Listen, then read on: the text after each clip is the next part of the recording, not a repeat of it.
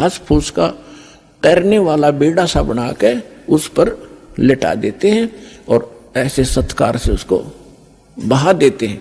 वो बहता हुआ आ रहा था, तब सैनिक स्नान कर रहे थे, उन्हें दूर से देखा कि वो आ गया मुर्दा, एक मुर्दा आ गया, मुर्दा आ गया। सबको पता चल गया था कहानी क्या है, तो सभी आकर इकट्ठे हो गए। कबीर साहब भी आ गए, सिकंदर उसको शेख तकी कोई बुला लाए। तब परमेश्वर ने कहा, शेख तकी पहले तू जंतर मंत्र कर ले, कदे फिर नंबर बनावे और करके दिखा इसको जीवित। तो सभी और भी उपस्थित थे, उन्होंने कहा जी ठीक है, देखो दो के बीच में कोई होता है तो दोनों ने ही अपनी दिखानी चाहिए शक्ति।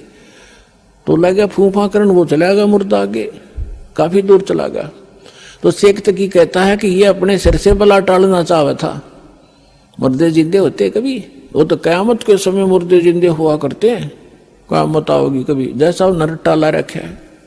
तो परमात्मा ने उस मुर्दा जो बहता जा रहा था डाउन स्ट्रीम में, जिधर पानी के बहाव में काफी 2-3 फरलांग चला गया था, 1000 गज के लगभग 1000 फुट की दूरी, तो वहां से मालिक ने ऐसे संकेत किया, मुर्दा वापस चल पड़ा। जैसे इंजन वाली किश्ती धारा के विपरीत बहकर फ्लोट होकर चलती है, और सामने आकर रुक गया, नीचे लहर चल रही है।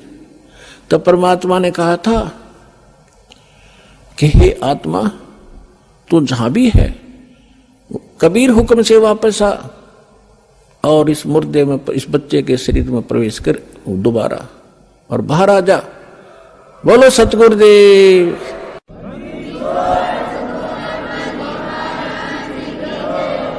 उसी समय वो बच्चा जीवित हुआ, कंपन हुई शरीर में, और परमात्मा के चरणों में आके दंडवत प्रणाम किया। बोलो सतगुरुदेव।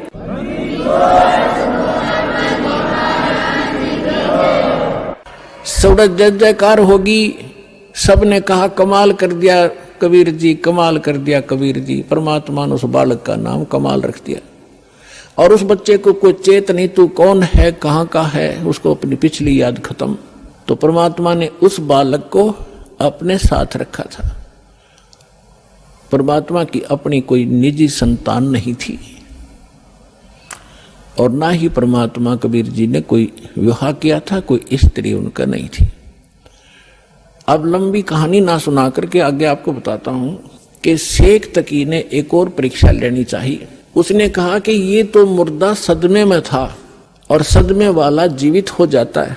जब जानू मेरी बेटी 10-12 काफी समय से, महीने 2 महीने से कब्र में दबा रखी है, यदि मेरी लड़की को जीवित कर देगा, मैं मान लूंगा कबीर इज गॉड, कबीर अल्लाह है, और नहीं तो ये भगवान नहीं है, फिर डंडोरा पीट दूंगा।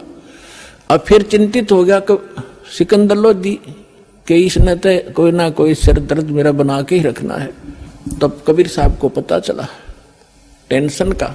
तब कबीर साहब ने कहा कि ऐसा करो सिकंदर, इनसे कहो आप आसपास के अक्षेत्र में अनाउंसमेंट कर दो कि तीसरे दिन शेख तकी की बेटी कब्र से निकालकर कबीर जीवित करेगा, कबीर जी।